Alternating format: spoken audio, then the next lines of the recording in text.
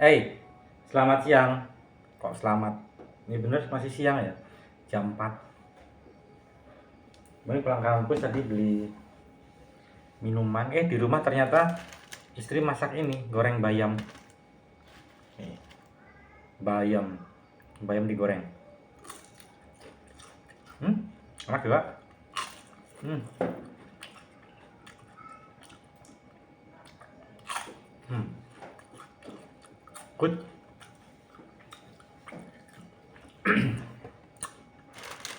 Nih, bayam dari metik di kebun, gratis, tinggal digoreng biasa.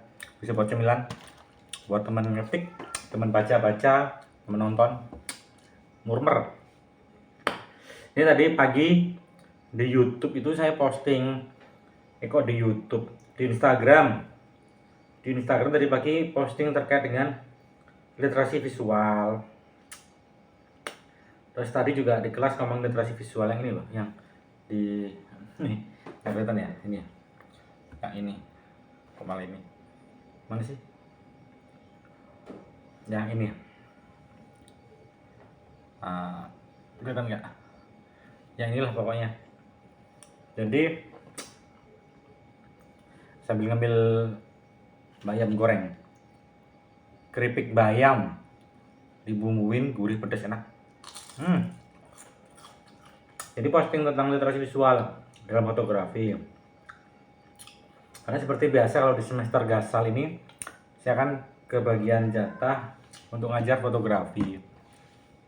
Nah, berhubung ini teman-teman S1, jadi tidak hanya memberikan kemampuan teknis atau kemapanan teman-teman dalam perancangan karya, tapi juga ingin memberikan ilmunya. Kan keilmuan fotografi itu kan sangat kompleks dan luas, tidak hanya seputar mengoperasikan kamera dan menghasilkan karya. Itu hanya sepertiga bagian dari keseluruhan ilmu fotografi.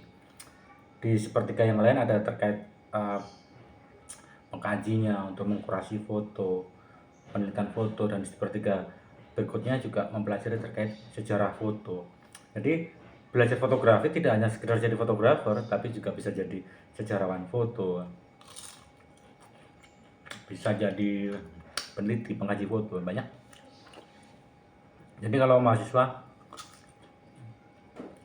kadang-kadang ekspektasinya kuliah fotografi belajar motret menghasilkan foto bagus. Enggak hanya sekedar seperti itu. Banyak cukupnya.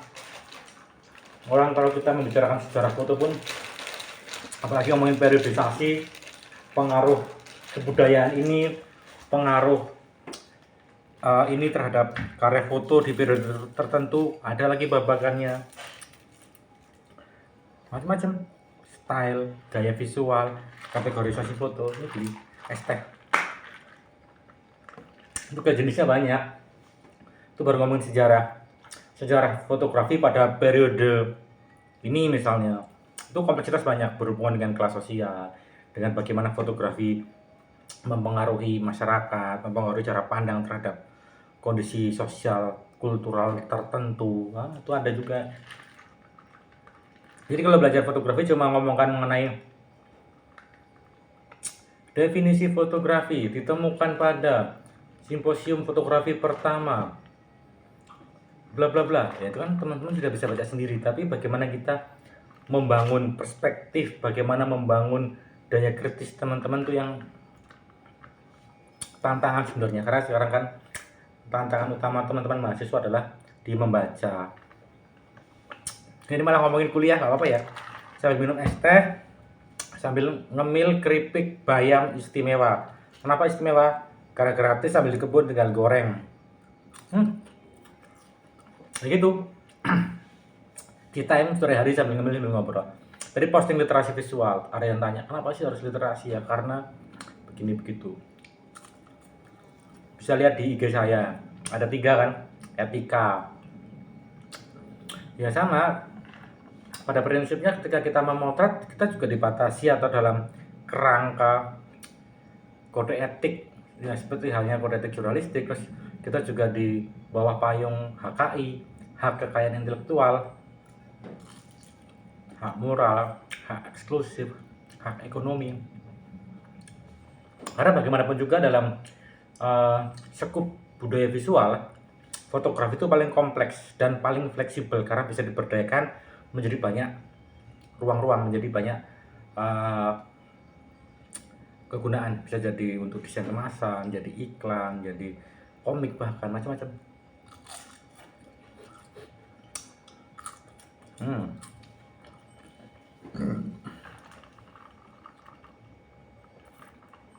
Berikutnya estetika.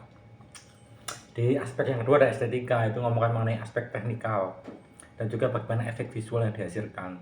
Nah ini juga berkaitan dengan periodisasi. Jadi literasi itu berkembang. Bagaimana estetika itu berkembang sesuai periodisasinya, terutama jika dikaitkan dengan tool, dengan perangkat, dengan software-software tertentu tuh beda.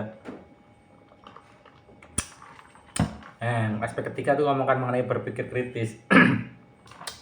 Memang belajar fotografi nggak perlu membaca, nggak perlu belajar ilmu sosial, nggak perlu belajar analisis sosial. Perlu dong, karena pada prinsipnya komunikasi visual kan, fotografi dalam komunikasi visual kan untuk mengkomunikasikan, membangun persepsi, mengkonstruksi realitas, harus belajar itu.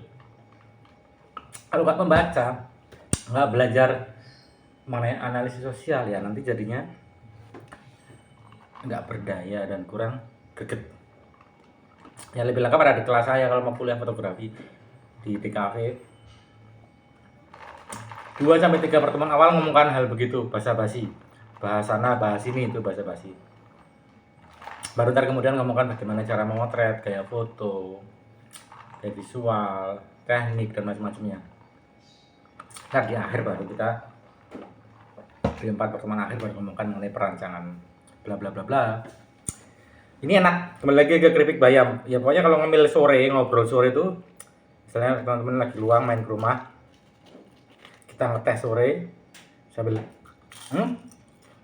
ngambil keripik bayam, santai, ngobrol berbagai hal.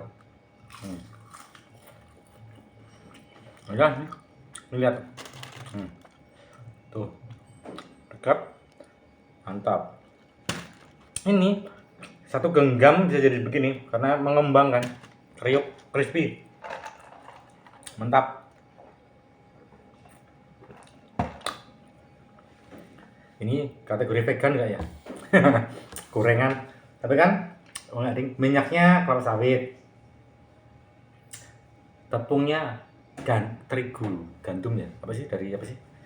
Nah ini ya termasuk vegan nggak ya? Ya oke lah. Tadi cip-cip bayam lumayan bisa buat teman ngemil, teman ngeteh, teman ngobrol, teman basa-basi, bahas sana bahas sini, basa-basi.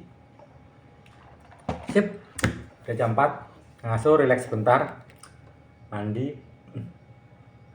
ngerjain PR kalau ada PR. Ternyata hari ini nggak ada PR. Nonton aja, santai, relax, tidur, bangun pagi, kerja lagi, makan, ya gitu-gitu terus. Oke ya, keripik bayam mantap.